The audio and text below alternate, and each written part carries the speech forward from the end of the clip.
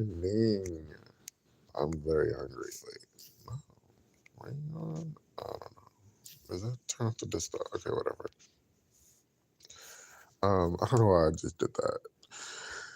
This is the Dare Show podcast. Let me talk about Patti, because over here we love Patti LaBelle. Um, when I first heard or read that Patti is going to be she's going to honor. Maybe I actually should have watched the whole thing before I talk about it. But it's just like, it's so difficult. Everybody just posts the same clip over and just like post the whole thing.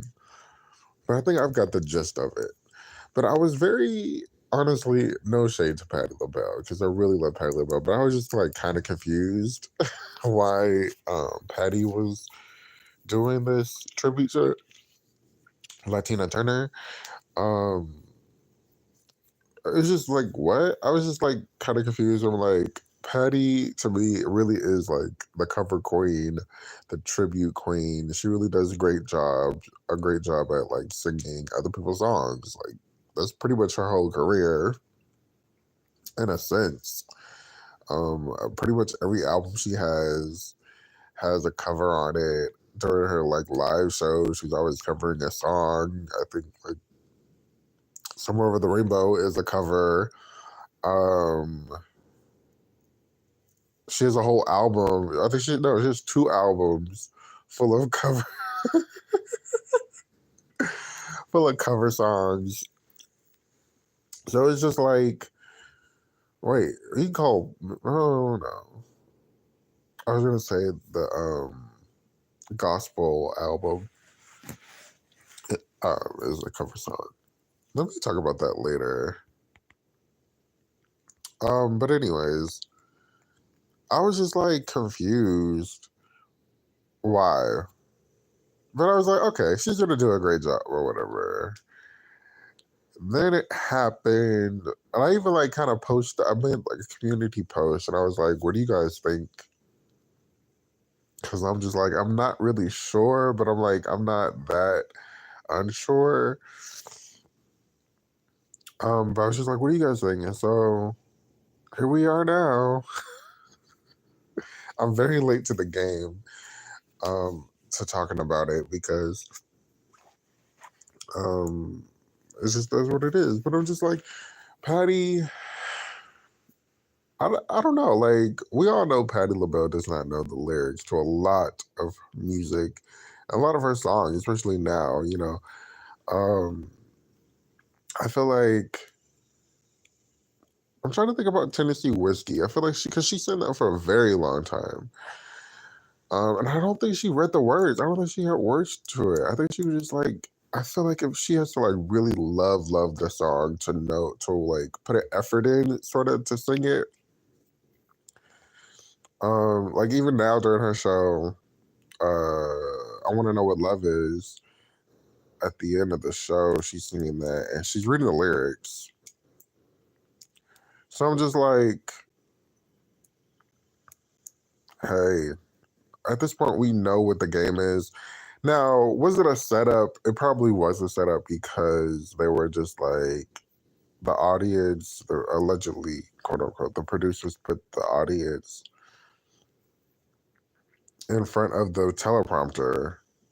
So she didn't know the words. And so I'm just like, and then I'm just like, yeah, you can't do that. So then it ended up looking like they wanted her to recreate. Oh, you don't remember that moment? Okay, we're gonna make you remember that moment. I think she even said, "Where are my background singers?" I think she said that, and that wasn't just like thrown in there, like how people edit stuff together, shit together, whatever. So I'm like, I think she said that, and I'm just like, oh, that was not. I don't think that was supposed to happen. Like, I don't think that this was supposed to happen. Like, I'm sure there was rehearsals. Like, I'm not even sure. I know, like, there had to be, like, rehearsals. There had to be, like, walkthroughs. And for them to block her from seeing the teleprompter was absolutely insane. And it looked, like I said, it looks like they wanted to recreate that "Where My Background Singers" moment, which is absolutely, it's funny, but it's just like, at the end of the day, this is her job, and I know she wants to be a professional, and I believe she was saying, she wasn't feeling well, and she was like hoarse. So I'm just like, this wasn't the best look. And then this like puzzle piecing resurfacing interview that she did from 2020, 2021 with Jamil, I think. No, not Jamil. The other lady that was on the reel. And they were cooking, and Patti brought up like this conversation about meeting this lady, and the lady, she went to give the lady a hug, and the lady, she had just got off stage, and Patti was sweating or whatever. And whoever this lady is, people are thinking it's Tina Turner. It could be. I don't know.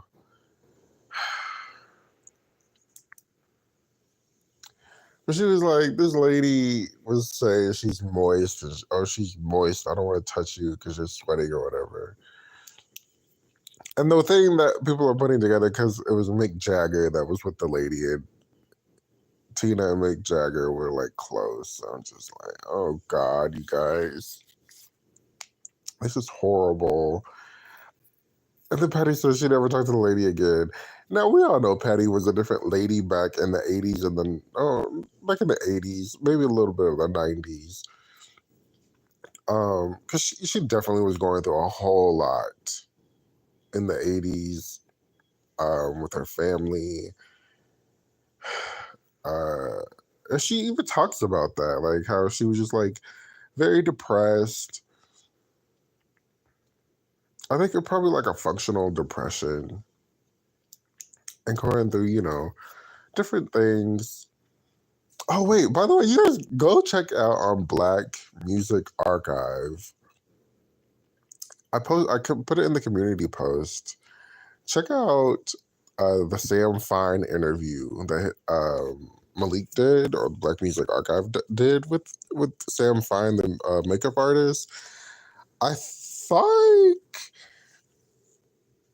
he was initially trying to like talk a lot about Aretha Franklin, who Black Music Archive loves, but he ended up like really talking about Patti LaBelle.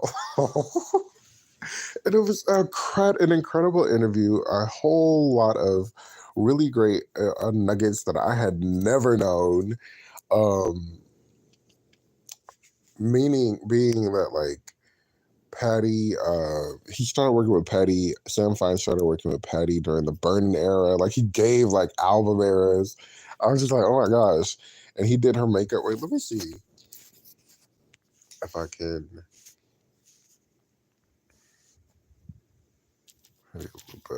He was like talking about her hair, how like she was kind of going through this like revolutionary look during the 90s, like her slick back hair, her makeup. One thing, those eyebrows were really like thick during that era. And it's funny, Patti looks very skinny on this cover. But like, I don't know if you guys know, but Burning is this album is my favorite Patti LaBelle album. Oh, look at that. That's cool. But he was just like talking about, makeup was kind of a new thing for a certain era of women back then, like the Gladys Knight, well, I guess, because I'm thinking about like, not Lena Horne, Josephine Baker, and her face was always like made up. But I guess it wasn't like professionally made up. I don't know. Yeah. Maybe that's what they're talking about. And he was like, makeup wasn't a big thing back then to them. So, hair was. I'm like, yeah, black women love hair. They're like, they can always get their hair done, but having a makeup artist, and he was like, him and Norma would go back and forth at times. I'm like, this man is like young, working with like Patti LaBelle, and then end up like Aretha and Mary J and Brandy and Vanessa Williams. And it's just like, wow, I had no idea that he worked with Patti LaBelle. I did not know that interview was going to turn into like a Patti LaBelle moment. Please go check it out. It was so like, oh my gosh. Really, really, really, really, really, really great interview. Oh wait, and then I just like I noticed like Patty's makeup, especially during like, let me see, 1996 or like 95. Her makeup was like, look at that. Her makeup was incredible. Face done. Okay, not so much there, but sometimes you look a little white. Face done. Okay, a little white there. Um okay, but yeah, anyways. Look, face done. Like that 90, that flame era, when the Don't Block the Blessings book on, her face was just like incredible. She looks so great there. What is this? All This Love? She should sing that. She should bring that back. That was a good moment. Oh, there we go. Face incredible during that video. That video was very beautiful. Um, probably her best video, I think. Yeah. Okay, why am I talking about this? But anyways, oh yeah, on the Oprah, she looked really great there. Anyways, what am I talking about? We all know, like I said, let's just get back to the singing. People are like ragging her for it. I'm just like, Patty's almost 80. Are you really expecting her to like remember this new song? I don't think she knows a song like that. I think, she knows like the melody or the chorus of songs. I don't think she knows like the verses so much. So I'm just like, y'all are going way too hard on this lady who has sang amazingly, done great tributes on BET many, many, many, many, many, many, many times, from Prince. That's like one of my favorites. Mariah, The Hero, that was a really good one. Um, Seek, what is it? Seek Ye First for Homegirl off of The Cosby Show. Like, she's done so many great songs, many tributes. The Aretha Franklin tribute, twice. Twice. She's done it twice. That's not even her song. She did that song twice. Who else? Back in the day, well, not in the day, like I know it. Back in like the 90s, there was that Quincy Jones one, the one where she did it, the Barry White, I think, or somebody, Teddy Pendergrass, maybe it's Teddy, I don't remember. It's all on YouTube. Like she's like the cover queen in my opinion. Um, so I'm just like, y'all are going a little too hard on Miss LaBelle. Let me speak about this gospel album. I was thinking about I had like tweeted uh about Patty's gospel album because I don't know why. I was just listening to it. I'm just like, this album at the time, it was like 2004, 2005 or something. This album at the time, even today, like listening to it, it's still like a really, really, really great album. And I'm just like, what is it, like 2004, 2005 or something? It came out. And I'm thinking like, this album is so contemporary. Now, from my YouTube recollection, I don't know if any of these videos are still online. Oh, I think from gospel to going home to gospel. She did that special. That's on YouTube. I think she did that in the early 90s, late 80s. And I know she'd been saying she had been wanting to do pretty much for like a decade, a little more than a decade. She had been saying she wanted to do a gospel album. So I'm just thinking like, and that from gospel, going home to gospel was very much like um old hymns in a sense. Like, I don't think it was very that much contemporary for that time. But this album from gospel, the gospel according to Patti LaBelle, is very contemporary. It's, Kanye West on it, Mary, really rich, beautiful duets. And I'm just thinking, like, if she had made that gospel album in the 90s, would it have been as contemporary as it was, as it is, as it came to be? That's what my thoughts are. What do you guys think? What's next? Yeah, y'all putting those puzzle pieces together about Patty. Also, Bonnie Blue, she had said, I love Bonnie Blue. I really enjoy Bonnie Blue. And she was just like, sometimes I feel like she overanalyzes things. And she makes things maybe to be something that they aren't. And she was just like, Patty was talking about during when she with Mick Jagger and allegedly Tina Turner in the room. She was like, she had introduced her son to Mick first, and then she introduced her son to the lady. And Bonnie Blue ran with that. She was just like, why would you introduce your son to the white man first and not the black queen or whatever? Because y'all knew, because I feel like Tina was right when she was like basically saying the black community shunned her away when she left Ike. I don't really know what that means because I think she had like left Ike 13 years pretty much after she had decided to talk about the abuse in the relationship. So I don't know what that really means. But she was just like, you should have, but I'm just like, Patti LaBelle knows Mick Jagger. I think she's very much, what am I trying to say? She has a relationship with Mick Jagger better than she has a relationship with Tina Turner.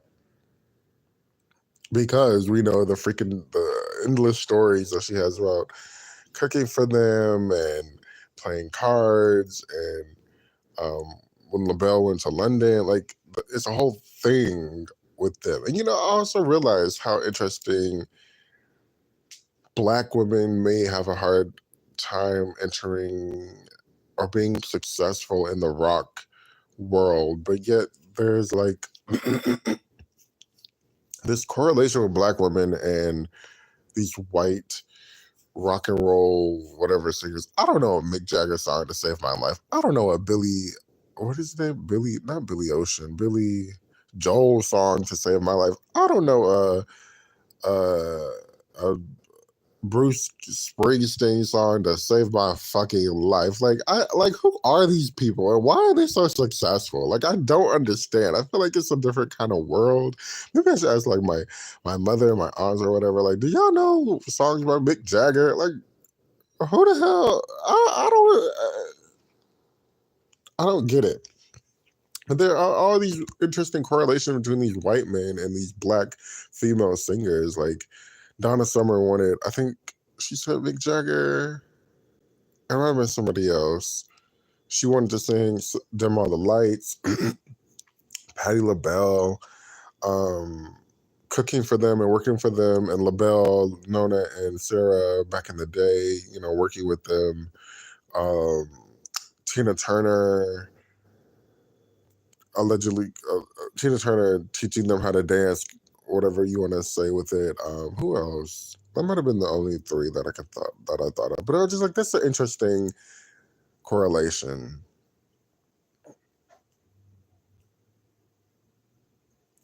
Toni Braxton, Brandy, Who else? It was a whole slew of people that are getting their stars on the Hollywood Walk of Fame. And I'm just like, who gives a fuck anymore? Like, I feel like this shit is so overrated. Like, it's not like how it was back then where you had to like, it was, I guess it meant something. Speaking of Patty, I believe she was like the first person whose fans raised money for her. Why am I talking like that? For her to get a star on the Hollywood Walk of Fame. Now it's just like they're just giving it out like it's, cupcakes at a fair. I don't know. I feel like it's overrated. You like seeing Tony's reaction, like, okay, I guess. Like, does it really matter? I was reading, I was not reading, I was listening to this interview with Little Mo on somebody's podcast, and they were talking about weed, and they were saying how weed kind of relax you, and like they gave like this Faith Evans story. It's some producers, music producers. They were talking about Faith Evans and how she rolled one up and she got this song done in like 20 minutes or something like that. So they're like, yeah, it really relaxes you. And then she was like, Little Mo brought up like, either I was high or I was like pregnant high singing in the studio. So she was like, at some point, pregnancy was really good for my voice because it was the way whatever my baby was sitting on, whatever vocal cord or part of my diaphragm she was sitting on, was making me hitting these really great notes. And then she kind of like brought up Mariah Carey, and I think it was totally uncalled for.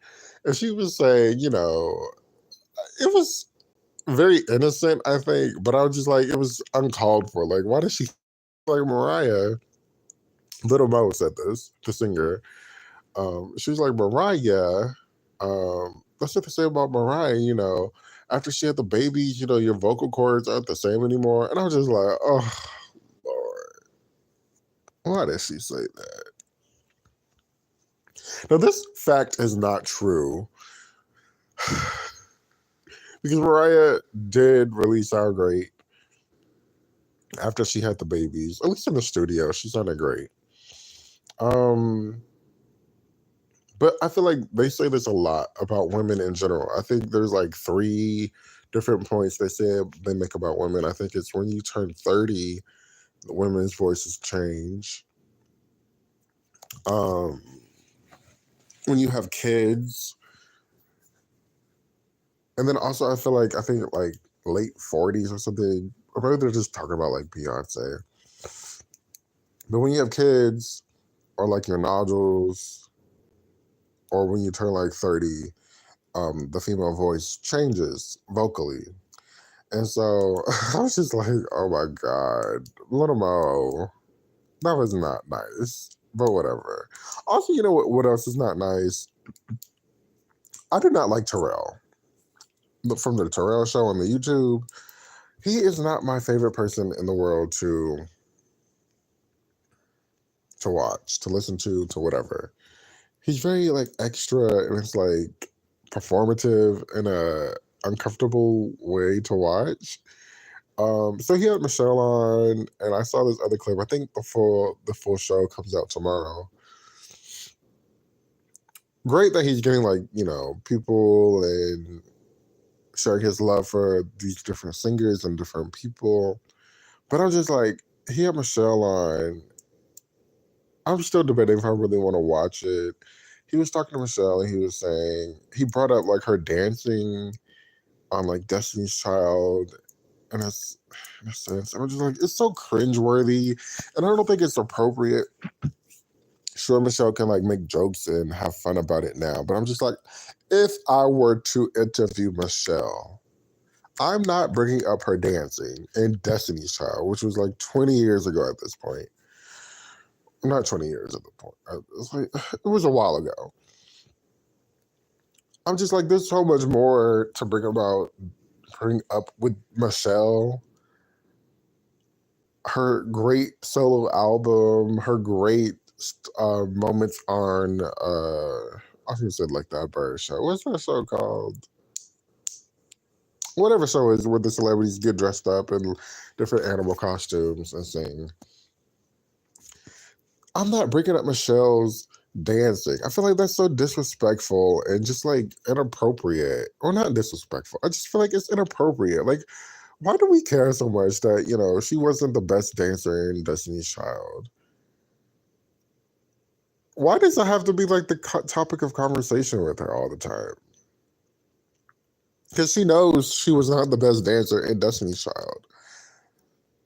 Although Michelle had some really great moments, especially towards on the Destiny Fulfilled tour, Michelle had some really great moments where she showed up and showed out. And I hate that. I hate that for her. It's unfortunate that, Kelly, first of all, Kelly and Michelle are always asked about Beyonce and then why was Michelle on that freaking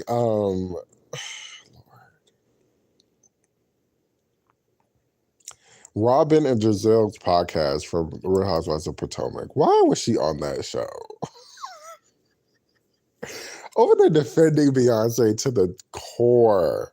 I was just like, oh God, can we grow up? Can we please grow up? Can we talk about something more fun? Like, what do you guys do? What do you guys eat? Where do you guys hang out? What do you guys talk about when you hang out?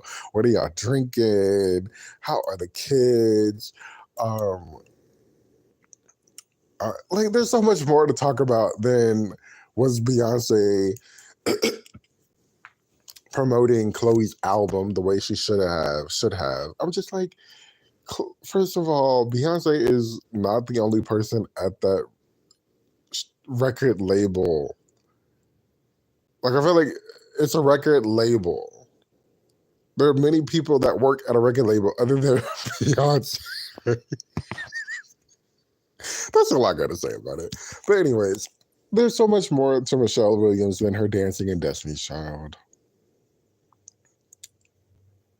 Michelle, come over here to the Dare Show podcast.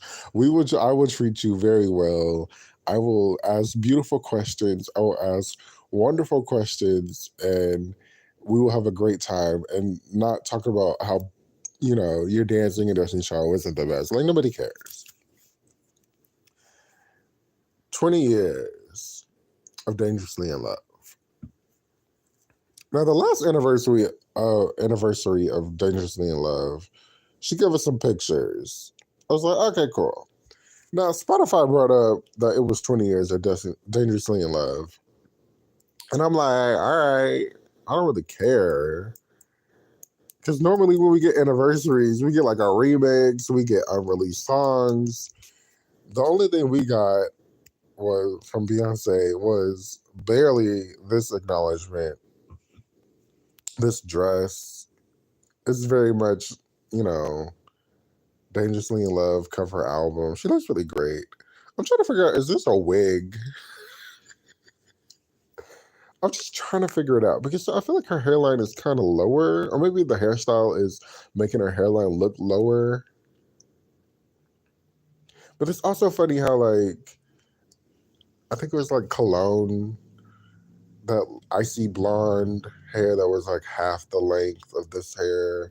And now we're like seeing this, like, I'm just like, are these wigs? Like, because it looks like it's real, to be honest. Maybe they are wigs. She's looking really great. I really love the Ellie Saab. Okay. I love when we go back. Shoot. Anyways.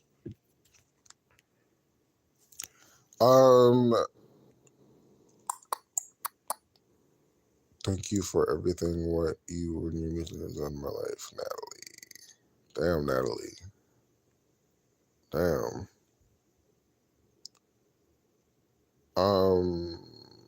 So yeah, I think this is the only acknowledgement we're getting from her is this dress. Oh wait, I haven't seen some of these. This is from yesterday in Poland.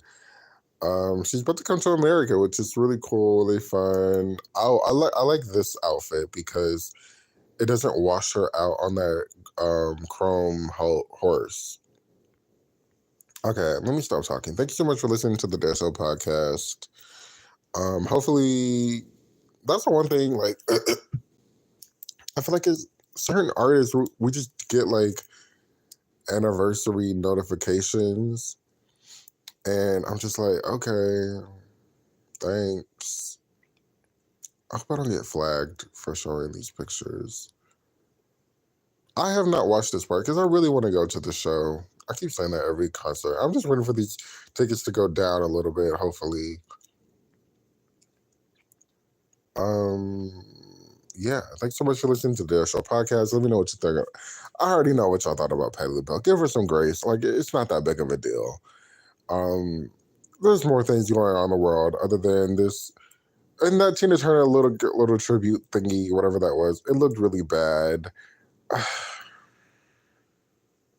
I'm just like, when has like BET ever acknowledged Tina Turner besides replaying What's Love Got to Do with It? The untrue story of Tina Turner. Thanks to you for listening. Let me know what you guys thought about any of the topics I talked about. I gotta go.